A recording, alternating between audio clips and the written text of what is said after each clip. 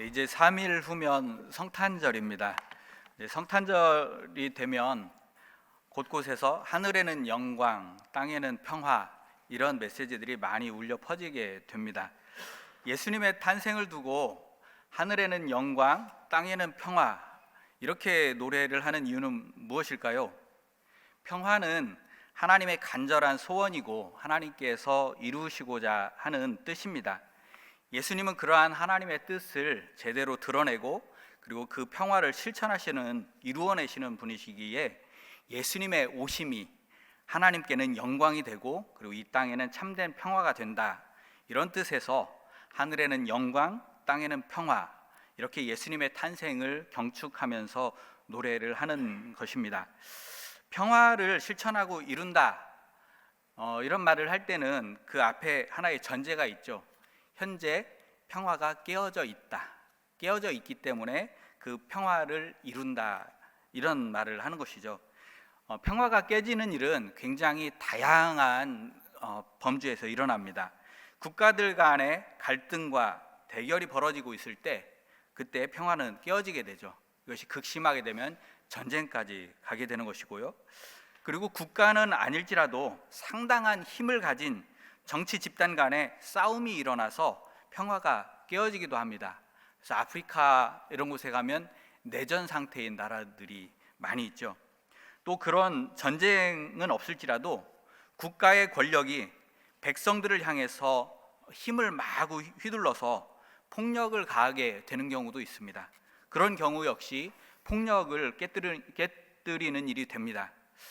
이 공권력에 의한 폭력인데 오늘날 홍콩에서 벌어지고 있는 일들이 이러한 예에 해당이 될 것이고, 과거에 우리나라에서도 광주 민주화 운동 때라든지 굉장히 많은 일들이 있었습니다. 최근에도 그 시위 도중에 경찰의 물대포 직격으로 사망했었던 백남기 농민 사건도 있었죠. 그 밖에도 검찰이나 사법 권력의 힘, 행정력의 힘, 이런 것에 의해서 폭력이 벌어지는 일들이 종종 발생합니다. 또 국가가 이렇게 국가의 권력이 직접적인 폭력을 가하지는 않을지라도 보호해야 할 시민들, 국민들을 보호하지 못할 때, 그때도 역시 그곳에서는 평화가 깨어지는 일이 벌어집니다. 우리가 몇 년 전에 경험한 세월호 사건의 아픔을 비롯해서 우리 사회적인 여러 가지 아픔들이 있을 때 국가 권력이 제대로 작동하지 않아서 보호받아야 할 우리 국민들의 생명이 보호받지 못한 경우들이 있었습니다. 이런 경우도 역시 평화가 깨어지는 일에 해당이 됩니다. 국가의 공식적인 권력은 아닐지라도 갖가지 힘을 가지고 있는 이들이 있습니다.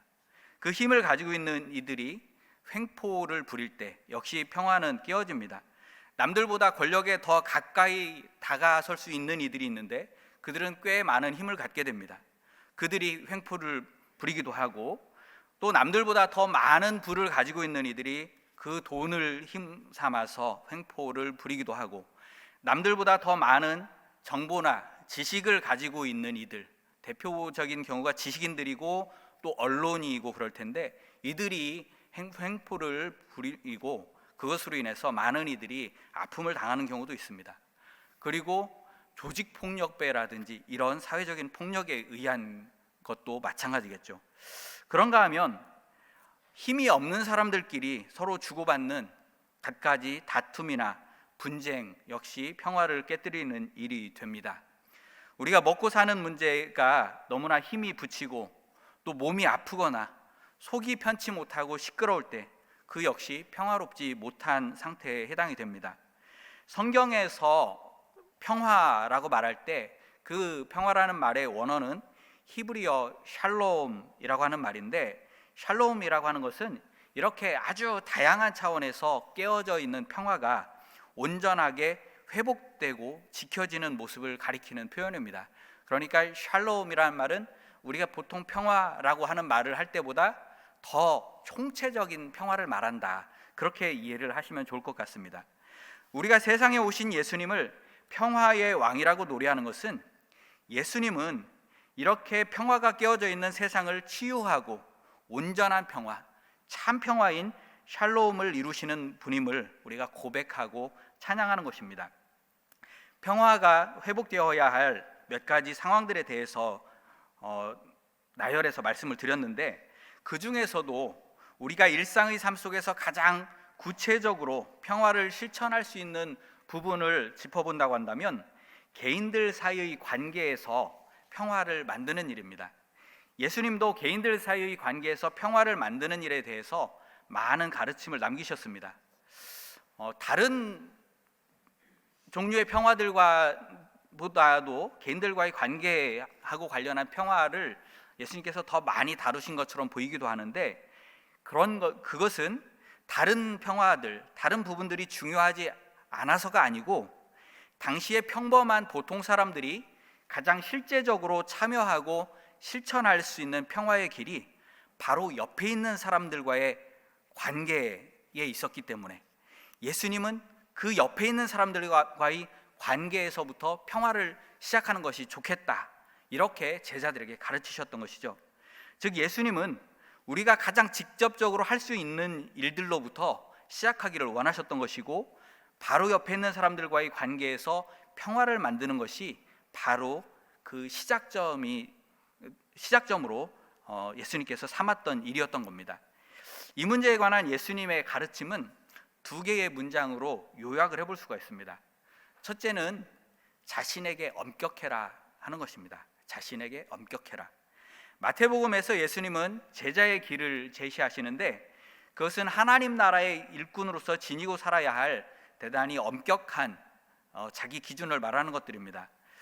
몇 가지 예를 들자면, 예수님은 마치 우리 자신이 온 세상에 대한 책임을 맡은 사람들인 것처럼 세상에 소금과 빛이라고 하는 자의식을 가지고 살아가라 이렇게 가르치셨습니다. 또 다른 이들에게 화를 내거나 욕을 하는 것조차도 살인 행위로 여기면서 살고, 마음에 음욕을 품는 것만으로도 간음을 행하는 것처럼 여기면서 살라고 가르치십니다. 남의 잘못을 책잡는 일보다는 자신의 잘못을 찾아내서 고쳐나가는 일에 더 관심을 쏟으며 살고, 또 청빈한 삶을 살아라 이렇게 말씀하십니다.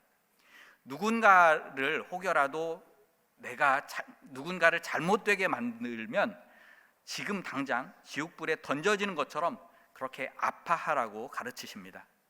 이 모든 것의 요약이 자기 자신에게 추상같이 엄격한 기준을 적용하면서 살아라, 이런 말로 요약을 해볼 수 있겠습니다.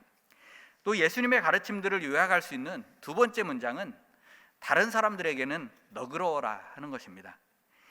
예수님은 대접을 받고자 하는 마음보다는 대접을 하려는 태도로 살아라 이렇게 가르치시죠.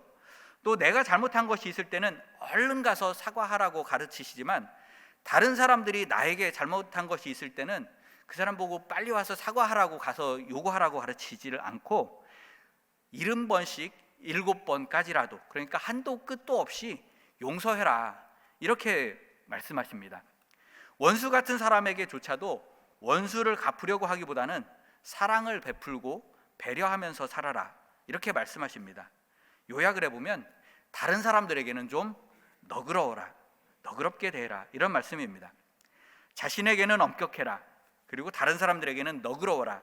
이 두 문장을 한마디로 요약할 수 있는 유명한 사자성어가 있습니다.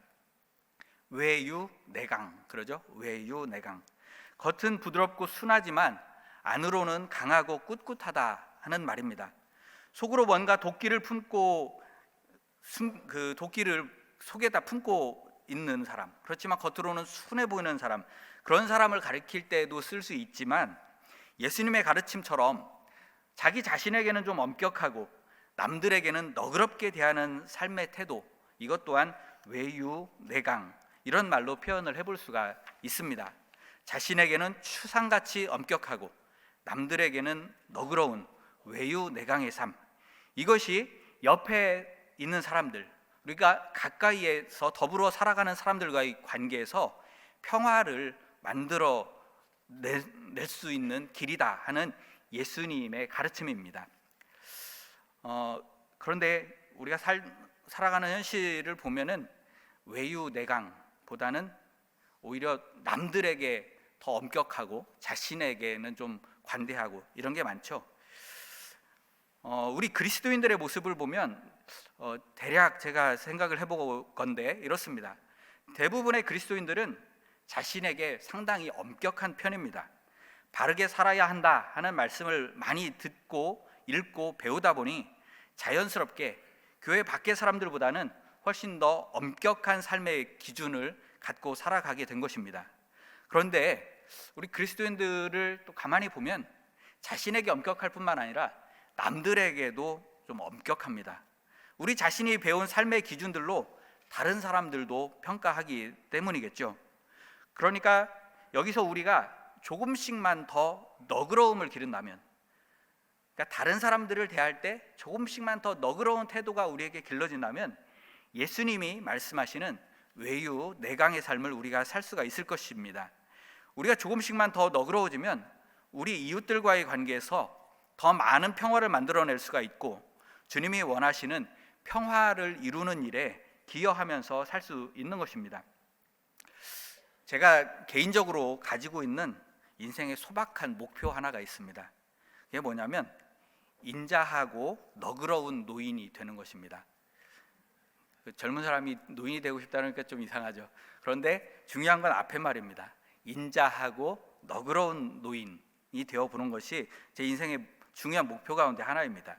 우리 교회 어르신들을 만나 뵈면 모두가 다 인자하고 너그러운 어른들이어서 우리 교회 어른들만 바라보면 누구나 다 나이만 먹으면 저절로 인자하고 너그러운 어른이 되겠구나, 이런 착각을 하기가 쉽습니다. 하지만 오늘날 우리 사회에서 인자하고 너그러운 할머니, 또 인자하고 너그러운 할아버지가 된다는 것은 결코 쉬운 일이 아닙니다. 만만치 않은 장애물들이 우리를 가로막고 있기 때문입니다.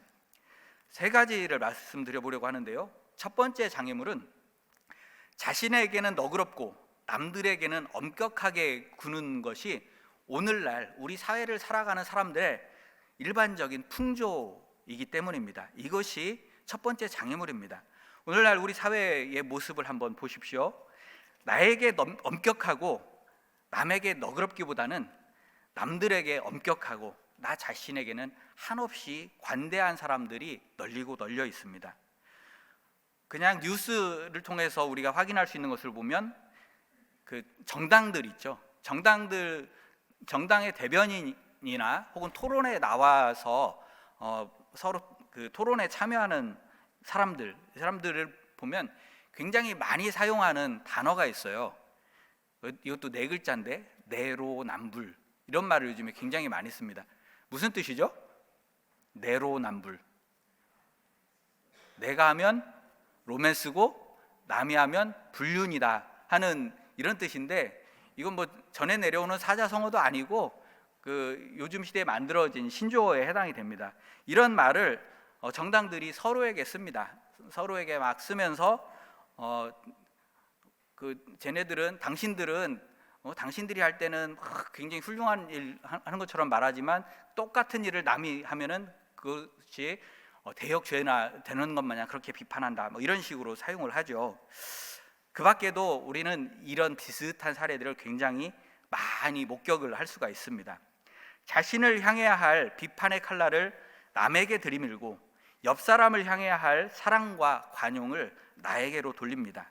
그러니까 외유 내강이기보다는 외강 내유, 이렇게 되겠죠. 그런 삶이 넘쳐나는 것이 요즘 시대입니다. 그러다 보니까 깨어진 평화가 회복되기보다는 점점 더 그 생채기가 깊어지고 덧나는 상황으로 몰려갑니다. 이러한 내로남불의 세상 속에서 살면서 그 풍조를 거슬러서 너그러운 사람이 된다는 것, 외유 내강의 사람이 된다는 것은 결코 쉬운 일이 아닙니다. 그러므로 이 내로남불의 풍조가 저나 또 여러분들로 하여금 인자하고 너그러운 노인이 되기가 쉽지 않게 만드는 첫 번째 장애물이 됩니다. 두 번째 장애물은 이 내로남불 현상의 뿌리를 이루고 있는 우리 사회의 문화가 있습니다. 한국인들의 문화를 깊이 연구해온 한 학자의 말에 따르면 조선시대 한국인들은 의와 리를 중요시했다고 합니다. 의라고 하는 것은 무엇이 마땅한 것인지를 묻고 따져보는 것을 말합니다. 리라고 하는 것은 무엇이 이치에 맞는 일인지, 무엇이 사리에 맞는 일인지를 묻고 따져보는 것을 말합니다. 이 둘을 합치면 의리가 되죠. 무엇을 평가하고 판단을 내릴 때 그것이 마땅한 일인가, 그리고 이치에 맞는 일인가 하는 것을 따져서 결정하는 문화를 우리 민족이 가지고 있었다 하는 것입니다. 그런데 구한말 이후 국가 권력의 극심한 수탈, 동학 농민혁명, 청일전쟁, 러일전쟁, 일제강점기, 해방과 분단, 한국전쟁, 4.19 혁명, 5.19 군사정변, 그리고 이어지는 군사독재, 급속한 산업화, 숨가쁘게 읽어야 할 만큼 엄청나게 급변하는 세월을 겪으면서 그 문화의 뿌리가 크게 달라졌습니다. 이전에는 이것이 마땅한 일인가, 이치에 맞는 일인가 하는 것을 중요하게 여겼는데, 이제는 이것이 나에게 이익이 되는가, 이것이 내 마음에 드는가 하는 것을 더 중요하게 여기는 문화가 되었다는 것입니다. 의리라고 하는 말의 쓰임새부터가 달라졌죠. 이전에는 옳고 그름을 가려내고 이치를 따져 묻는 합리적인 사고와 판단을 의미하는 말이었는데, 이제는 같은 편이 되어서 서로의 이익을 지켜주는 것, 이것을 가리켜서 의리 이렇게 말하죠. 그러다 보니 가치 판단을 내릴 때, 옳고 그름이나 좋고 나쁨 등을 결정할 때 나의 감정에 따라서 결정하는 경우가 굉장히 많아졌습니다. 상대방의 말을 듣거나 꼴을 볼 때도 지극히 감정적으로 듣고 봅니다. 그래서 마음에 드는 사람이 하는 말은 파츠로 매주를 쓴다고 해도 믿어줍니다. 그런데 반대로 마음에 들지 않는 사람이 하는 말은 콩으로 매주를 쓴다고 해도 그 말을 고지 듣지 않는 것입니다. 한 번 수가 틀리고 감정이 꼬이면 웬만해서 풀어지기가 쉽지 않습니다. 이것이 한국인들의 삶 깊숙한 곳에 뿌리를 받고 있는 정과 한의 문화, 정한의 문화입니다. 정은 마음에 드는 것, 마음에 드는가 하는 것을 묻는 것이고, 한, 이것은 마음에 들지 않아 한이 맺히는가, 이런 문제인 것입니다. 이 정한의 문화가 우리로 하여금 너그러운 사람이 되기 어렵게 만듭니다. 예수님께서 말씀하시는 너그러운 사람이 되고 외유내강의 사람이 되기 위해서는 이 정한의 문화를 극복해 나가지 않으면 안 됩니다. 그래서 결코 쉽지 않은 일인 것이죠. 세 번째 장애물은 나이가 들면서 우리의 뇌가, 두뇌가 낡아진다 하는 것입니다. 인간의 뇌에서 기억, 학습, 사고력 이런 것들을 주로 담당하는 부분이 전두엽이라고 하는 부분입니다. 그런데 전두엽은 나이가 들면서 점점 그 기능이 약화되게 됩니다. 그래서 나이가 들면서 자꾸만 잊어버리고 까먹고 그런 일들이 많아지죠. 그것은 너무나도 자연스러운 일입니다. 그런데 문제는 이 전두엽이 약화되면 사고의 유연성도 점점 떨어지게 된다 하는 점에 있습니다. 그래서 점점 새로운 것을 잘 받아들이지 않으려고 하게 되고, 그러다 보니까 점점 생각하는 것, 이런 것도 바라보는 것, 이런 것이 좁아집니다. 그래서 속이 좁아진다 그러죠. 옹졸해지고 고집이 세지기가 쉽습니다. 갈수록 너그러움을 잃기가 더 쉬운 것이죠. 인자하고 너그러운 노인이 되기 위해서는 이런 두뇌의 노화, 두뇌의 낡아짐도 극복해낼 수가 있어야 합니다. 내로남불의 쇠퇴, 감정 중심의 가치 판단 문화, 우리 두뇌의 노화. 오늘날의 한국 사회에서 우리가 너그러운 사람, 외유내강의 사람이 되고, 그래서 옆 사람들과의 관계에서 평화를 만드는 사람들로 살아가려면 이러한 세 가지의 장애물들에 맞서고 거스르면서 살아야만 합니다. 이 세 가지 장애물을 거스리는 힘은 우리가 가지고 있는 신앙에 있습니다. 하나님의 말씀은 나의 좁은 관점으로 세상과 삶을 보기보다 예수님의 넓고 깊고 그리고 높은 눈으로 세상을 바라보도록 끊임없이 우리를 자극하고 일깨워 줍니다. 그리고 성령은 우리 안에 그 예수님의 마음을 부어주시면서 예수님의 마음으로 사람들을 대하도록 이끌어 가십니다. 하나님의 말씀을 통해서 우리는 세상 풍조를 넘어서는 하나님의 선하시고 기뻐하신 뜻이 무엇인지를 깨닫습니다. 그리고 성령은 우리가 육신의 욕심을 이겨내고 선하고 의롭고 거룩한 하나님의 뜻을 선택할 열정과 용기를 갖도록 북돋아 주십니다. 말씀과 성령의 인도하심, 이것이 우리로 하여금 내로남불의 세태와 감정 중심의 가치 판단 문화와 두뇌의 낡아짐을 극복하고 너그러움에 이를 수 있게 하는 신앙의 힘입니다. 그리고 말씀과 성령의 인도하심에서 비롯되는 이 신앙의 힘은 우리가 그에 합당한 습관을 기를 때 더욱 힘있게 발현될 수가 있습니다.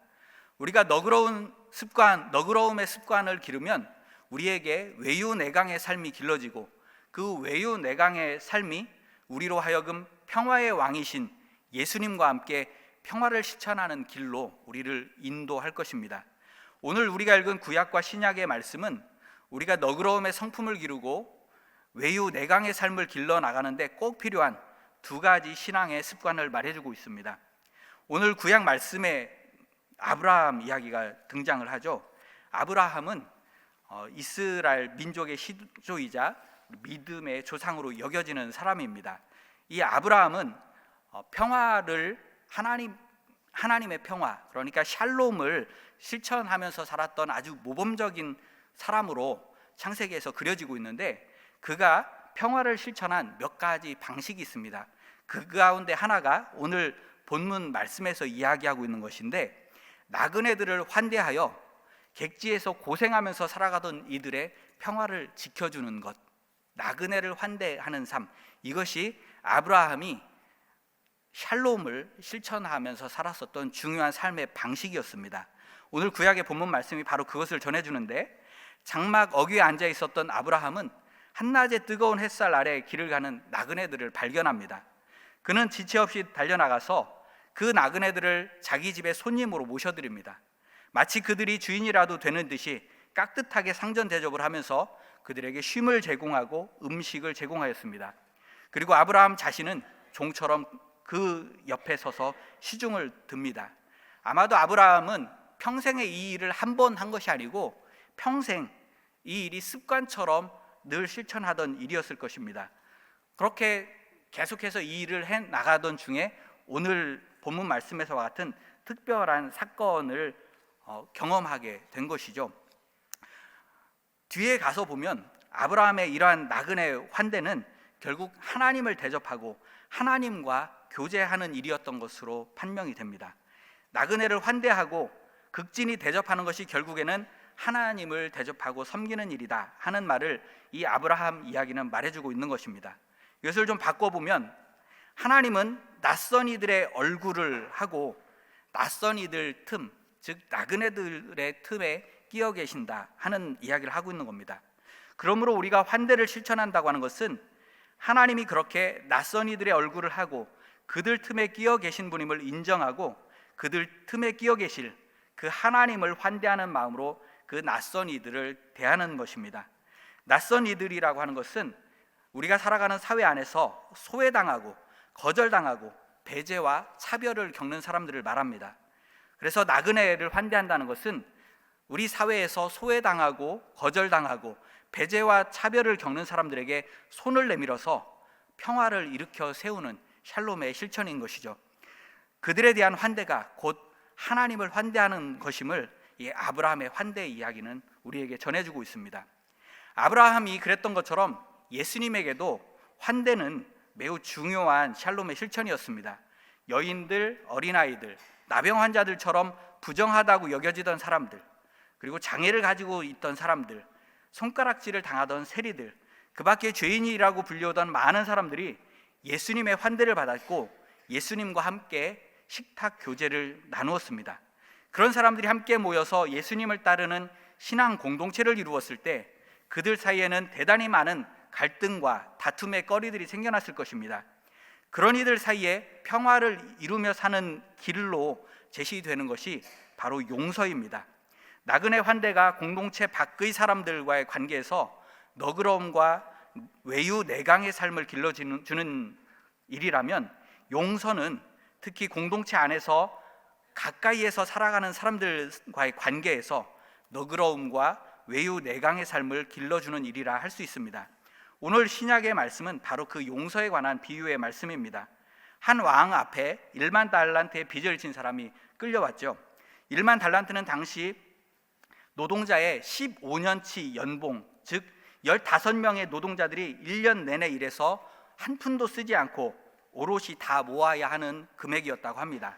그러니까 1만 달란트라면 노동자 15만 명이 1년 내내 일을 해서 한 푼도 쓰지 않고 모아야 하는 어마어마한 금액입니다. 3천만 원 정도의 연봉을 받는 노동자를 기준으로 한다면 대략 계산해 보니까 4조 5천억 원 정도가 됩니다. 그 돈을 도무지 다 갚을 수가 없어서 모든 재산을 다 빼앗기고 처자식들까지 다 팔려나갈 처지가 되자 그 종은 왕 앞에 무릎을 꿇고 애원합니다. 왕은 그 종의 애원을 듣고 그 모든 빚을 탕감해 주었습니다. 이렇게 큰 빚을 탕감받은 종이 자신에게 100데나리온 빚진 사람을 만났습니다. 이 100데나리온이라고 하는 금액은 한 노동자가 100일 동안 일했을 때 받는 품삯이니까 결코 작은 돈이라고 할 수 없습니다. 하지만 자신이 탕감받은 빚에 비한다면 넉넉 잡아 45만 분의 1에 불과한 크지 않은 돈이라고 할 수도 있죠. 그런데 이 100데나리온 빚진 사람을 만났을 때 이 사람은 그 빚을 받아내기 위해서 동료를 감옥에 가두어 버렸습니다. 결국 이 종은 자신이 진 빚을 탕감받는 것만을 좋아하고 자기가 받을 빚은 꼬박꼬박 받아내려고 하다가 왕에게 된통 당하고 맙니다. 이 비유의 이야기를 통해서 보면 우리는 모두가 하나님으로부터 엄청난 빚을 탕감받고 살아가는 사람들입니다. 그러므로 엄청난 빚을 탕감받고 용서받은 이들답게 다른 이들을 용서하면서 살아가야 한다 하는 것이 이 비유가 전하는 말씀입니다. 예수님은 70번씩 7번까지라도 용서하라고 말씀하십니다. 이 말씀을 좀 바꿔보면 용서하되 한 번, 두 번 용서하고 생색낼 것이 아니라 용서하는 것이 습관이 될 때까지 끊임없이 용서해라, 이런 말로 우리가 바꿔볼 수 있습니다. 그렇게 해서 용서하는 것이 습관이 되면 우리는 용서해야 하겠다는 마음을 먹기도 전에 용서를 하게 될 것입니다. 용서는 거창한 잘못이 벌어졌을 때만 필요한 것이 아닙니다. 우리가 일상에서 만나는 자잘한 실수나 언짢은 일, 마음에 들지 않는 일들이 있을 때 그것을 참아주고 견뎌주고 꼴을 봐주는 일들도 우리가 실천할 만한 용서에 해당이 됩니다. 이렇게 해서 길러지는 용서의 습관이 우리의 마음을 점점 넓어지게 하고 너그러워지게 하고 외유내강의 삶, 하나님의 샬롬에 기여하는 삶을 살게 합니다. 어느 때부터인가 우리는 외유내강보다는 내유외강의 삶에 익숙해져 있습니다. 자신에게는 너그럽고 남들에게는 엄격합니다. 이런 세상 풍조를 거슬러서 극복하며 자신에게는 추상같이 엄격하되 남들에게는 너그러운 삶을 사는 것이 신앙의 삶입니다. 환대의 습관, 용서의 습관이 우리에게 그러한 외유, 내강의 삶을 살아갈 너그러움을 길러줍니다. 그렇게 평화를 만들어내는 너그러움을 길러내시기를, 그리하여서 평화의 왕으로 오신 우리 주님께 힘껏 영광 돌리는 삶을 살아내시기를 주님의 이름으로 축원드립니다. 주님, 나 자신에게 조금 더 엄격하고 남들에게는 조금 더 너그러운 외유내강의 삶으로 주님과 함께 평화를 만들어가는 저희들 되게 하여 주시옵소서. 예수님 이름으로 기도합니다.